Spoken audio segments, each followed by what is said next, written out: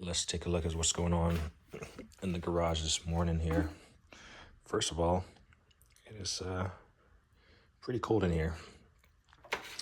That's fine. Still working on painting. As you can see, made my way on this side. Got some cut-ins to do up top with the gray to the up to the ceiling. I gotta reinstall that track. Actually, I totally forgot about it, and I opened the garage door last night, manually that is. So I absolutely totally forgot about installing that. So in fact, I'll do that right after this video, because that was on my to-do list. Do got some spots to touch up. I gotta get a coaxial cable cover to put on this, push that in the wall. I did not remove my this box. It looks like I got to paint around it, so I'm glad I didn't take the tape off because I can see the brush lines. So I do have some touch up to do there. Same here. Got some touch up to do, fill in some holes here. Thought I had them filled in, but they're still very much obvious. That's the previous garage door sensor, safety sensor. So I'll put a plate over that. And then I'm gonna buy a new sprinkler system controller. One of these controls the back and one controls the front. I'm not sure why it was that way, but the back is pretty much, the backyard has been redone and we don't have sprinklers back there anymore. But I think the units are still installed and capped, so they're not operational. So I should just need one sprinkler head, and I'll just leave the cable kind of tucked away. Yeah, so I got to pick up one of those. This one is just a little bit, I don't know, might be able to clean this up. I might just need some cleaning up. Whatever, whoever did it, just painted over it. I'm not a fan of like shoddy work, so might be able to just clean this up actually and just reinstall it. I mean, it works, so we'll see. And this is like really dated. I mean, I think they all work. So gotta figure out what I'm gonna do with that. And then I need to caulk the base down here. I tried installing some painter's tape on the floor to create my caulk line, and the floor tape would not adhere to the floor because it's too cold. So I need to get that done. Just like I said, to fill in these the gaps right here along the where the tile meets the foundation. That small gap you gotta leave there for expansion.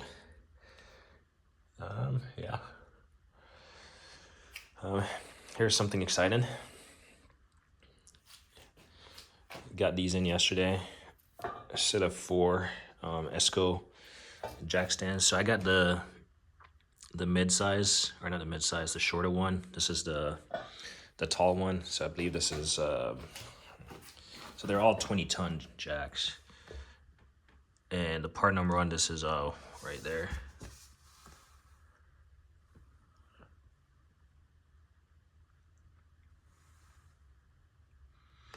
So 10803. The short ones are 10802. And I initially wanted some decent jack stands. I mean, I have the Omega ones. They're nice, pin style. But then I wanted something for my quick jack. I wanted something that had a screw type adjustability. So the one I have goes from like 17 to 26, pretty much goes to the top of here. And this one goes from like 26 to 43. And I mainly got it for my mobile single post lift. I'm not gonna get into the details right now, but I'll talk more about that once I get my garage situated and actually put these to use. But so far, I really like it. I feel like you can't go wrong with this. Let's see if I could get this closer. I can tuck that up against that. So I got it all the way up. So you can turn it to whatever you want and adjust it. Now, someone asked about this, how this thing works, and I might pull one apart just to show because I'm curious also, but it looks pretty simple. You got this hollow shaft right here, right, that this thing obviously screws down into. You got these set screws right here that hold this this collar in place, and this is obviously the inner diameter is is threaded, and then obviously it screws down into it, and then you can see this little lip right here. This lip, this collar sits in this lip, and it's held in place with these set screws so it doesn't like come out. And then this just kind of screws down in here. So I'm pretty sure that's the entire concept of this whole operation. I'll certainly, someone asked about it, and I'll pull one apart. I mean, you can see it does have a little bit of play, but it's not the end of the world. This thing is 20 tons, and it's gonna do me well, especially for my single post mobile or ideal lift, where it only has one column.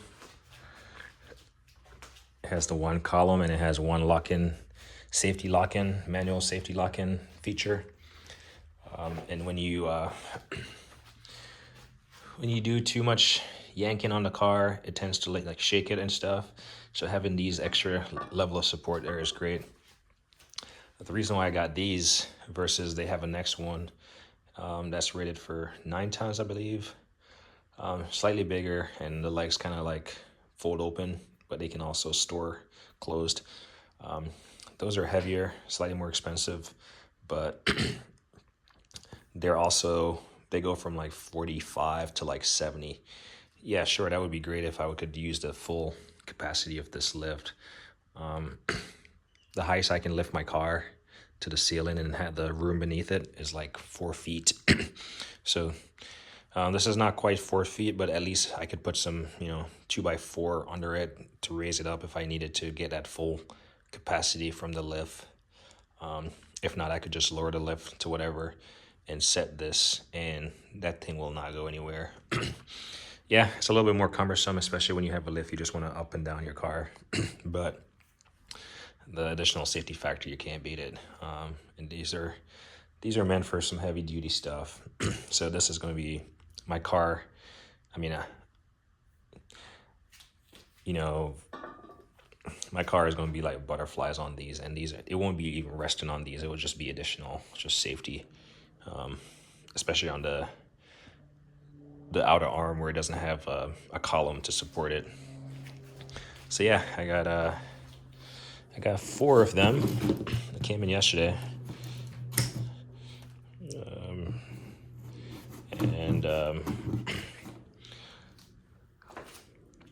Probably won't take them all out of the box, to be honest, because I'm painting. And well, at least I won't have to cover the boxes. I can just stash them to the side. But yeah, I'll do a video on this later on. I do like the saddle on these. They're not too aggressive. They got a flat and then they got a lip, so they're not too aggressive. I'm gonna have to lube up the threads because it's a bit, it just needs a little bit of lube on it. Spray some lube on it and wind it down. This does take a little bit to wind up and down, but again, safety. You can't put a price on safety or put inconvenience on safety. So I really like it. And then you get to make these fine adjustments. So clearly you got the spinner handles down here. This is making contact, you can spin it. Someone once asked if I can use this to lift something, just turning those handles.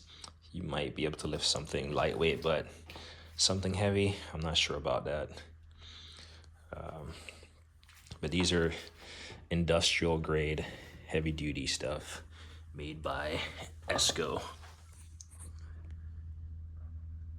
There you go.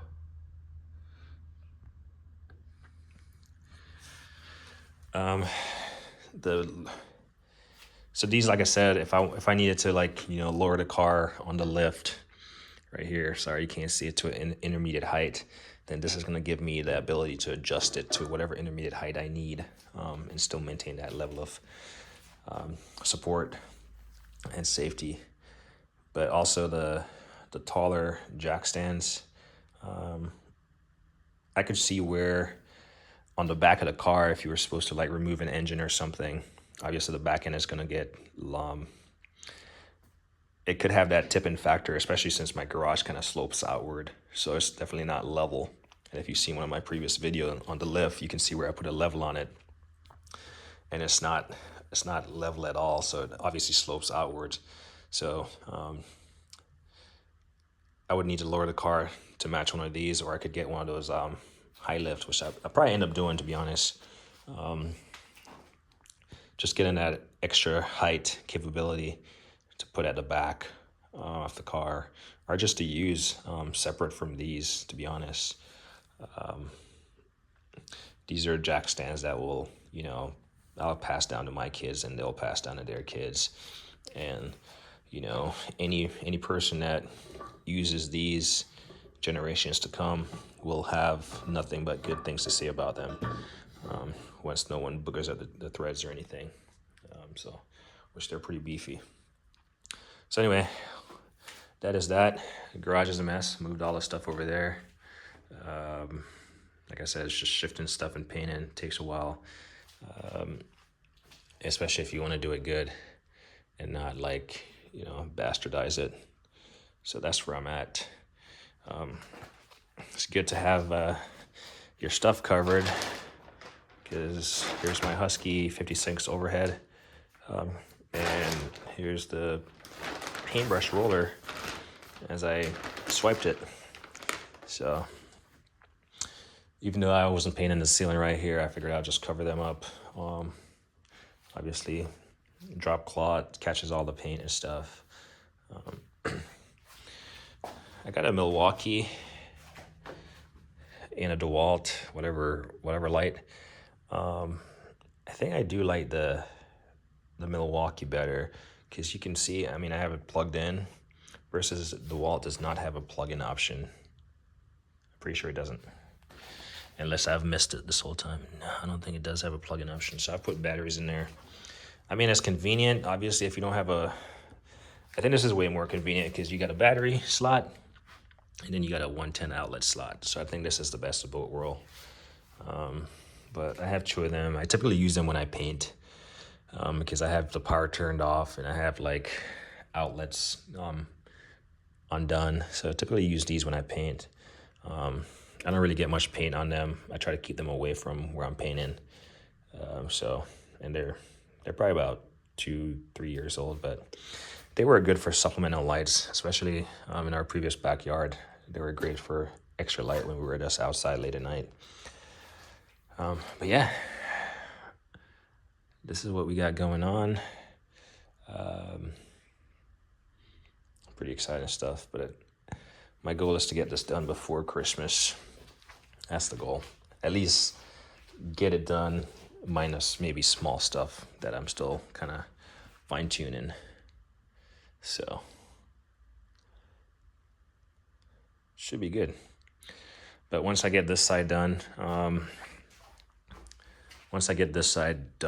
done up, I'll be able to shift all the larger stuff back here against the wall where it's going to live.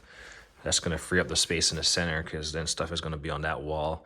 And then the plan is to break this stuff down, slide it to the center, and then I'll be able to paint this back wall and paint the ceiling on this side, which shouldn't be that hard. The hardest thing is going to be, trying to paint behind the water filter and stuff, or try to get it as best as possible. So I'm pretty much going to have to improvise and get creative and just make it work. So everything is time consuming, just based on how I want it to look. Like, And I'm motivated to get it done because over there looks really nice.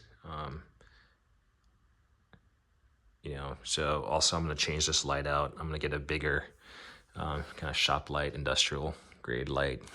Hopefully produces more lumens and stuff. Make this place brighter. Yeah, this should be good. But anyway, there's some specs on this box. That's the part number at the top. Comes in quantity of 1. That's the weight. It's about 80 pounds, I think. But yeah, really looking forward to using them. I will say they have a smaller footprint.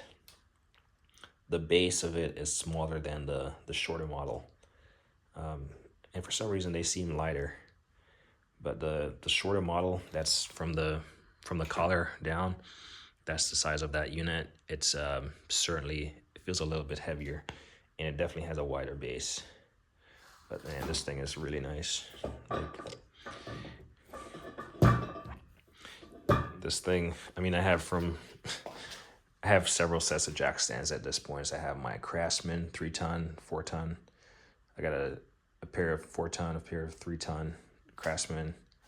Then I got my Omega jack stands, which are rated at 22 tons. And then I got my Esco, the short ones to these, 20 tons again. Now I got the tall ones. That's something that I'll say, that you buy stuff to make it work for the situation that you have. So I have a single post lift that works fine just lifting a car and being on top of it, but it does have some play in it because it's a single column, right? So I buy something like this for added safety and to remove that pucker factor, right? And who knows, maybe eventually I'll move up to a place that's certainly bigger than the 2-car garage, and I'll be able to install a 2-post lift, rated at 12,000 pounds or something. And this will no longer be a factor. I might find use for it again, but then I'll have to upgrade to something bigger and taller, which is the next size Esco upgrade from this. So the point I'm trying to make, you buy stuff and you upgrade stuff. Like I had a quit jack. I still have a quit jack. Now I have a single post, 1-sided column lift.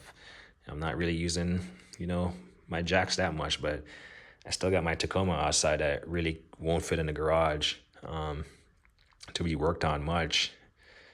So I'm still gonna have to use my jack, my quit jack, my smaller jack stands to make it work. So you're constantly buying the same tools in different capacity or different configurations to make the job you have work out better, more convenient for you. At least I do. It's like a ladder. I have 2 of those ladders. I have a 28-footer, I got a 10-footer, and I got an A-frame. It's like, why do I have so much ladder? Because not one thing fits every application. Anyway, going on a rant here. As me always say, like on anything.